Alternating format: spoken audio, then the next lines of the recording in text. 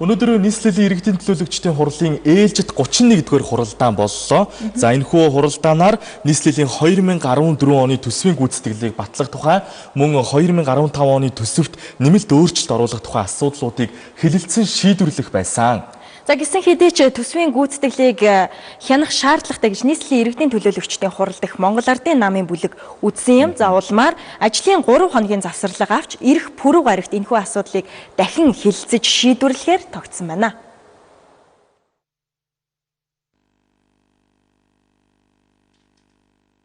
Монгол Улсын 2015 оны төсвийн тодтолыг 10 дугаар сарын 30-ны өдөр улсын хурл баталсан. Төсвийн тодтол хийгдсэнтэй холбоотойгоор нийслэлийн төсөвт дараах өөрчлөлтүүд орж байна.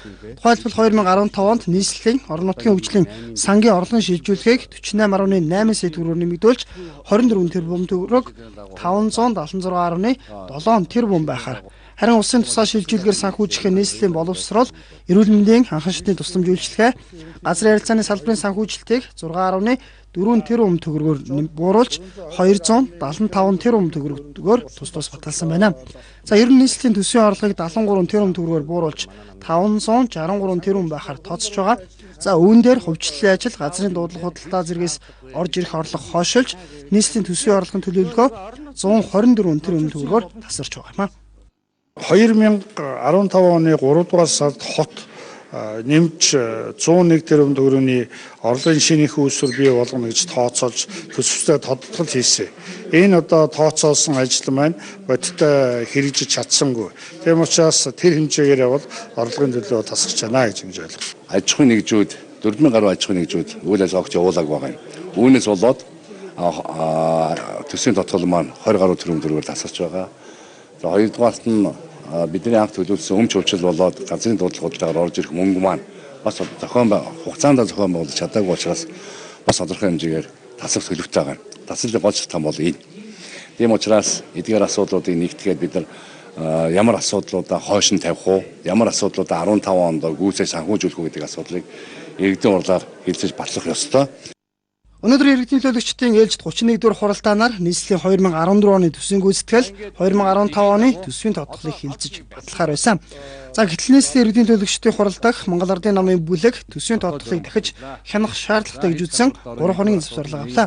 За ингэснээр төсвийн тодтолыг ирэх пүрэв гарагт хэлэлцэхээр болж байна.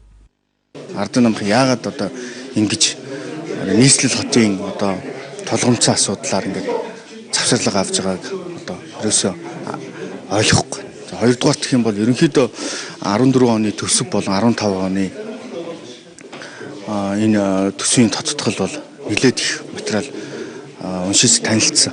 За Ардын намын бүлэгч хэлж байгаа, Ардс намын бүлэгч ялгаа байхгүй амралтын өдөр дээр хуралдаж ямар одоо асуудлууд дээр ямар нэгтгэлүүд, ямар материалууд ирсэн ба талаар бол бид нар бүлэг бүлгээрээ бол хуралдаж шийдвэр гаргасан байна. Төсвийн тодтол тоо баримтыг хатуу тогтож баталгаажуулсны дараа 16 оны төсөв төлөвлөгөөг тэр суур тооноор үндэслэж дахид тооцоолох ёстой. Тодтолоор одоо оруулж байгаа төслийн тоо цифр өөрчлөгдсөн байх юм бол тэр өөрчлөгдсөн тоо цифр дээр багтааж 16 оны төсвөө хийж оруулах ёстой. Тийм учраас одоо 22-3 хоног нийслэлийн иргэдийн төлөөлөгчдийн хурал, тэргүүлэгчид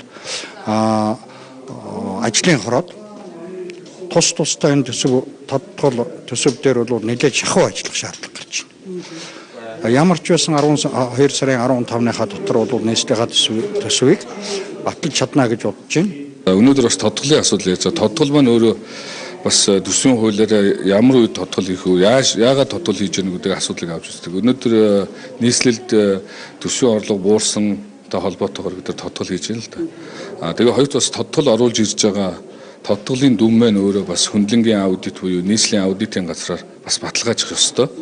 Хоёрдугаарт бас орж ирж байгаа тодтолын дүн мэдээллийн төслийн одоо задаргаа, дэлгэрэнгүй задаргаа биш бөөн дүнгээр орж ирж байгаа. Тэгээ төлөөлөгчд бол одоо хугацаа богинож өгсөн учраас бид нар бол одоо төсвийн талаар нарийн танилцах боломжгүй байгаа. Ийм учраас ийм одоо шалтгаануудыг бол бас бид нар өнөөдөр завсарлага авч байна. Хуулинд заасан хугацаагаар бол 12 дугаар сарын 15-ны дотор төсвийн тодтолоо батлах ёстой. За гэтэл иргэдийн хуралд Монгол Ардын намын бүлэг завсарлага авч байгаа нь хотод хийгдэх олон ажил хойшлогдоход хүргэнэ гэдгийг төлөөлөгчд хэлж байна. За өнөөдөр ээлжид 31-р хуралдаан хойшлогдсон бол маргааш ээлжид 32-р хуралдаан болно.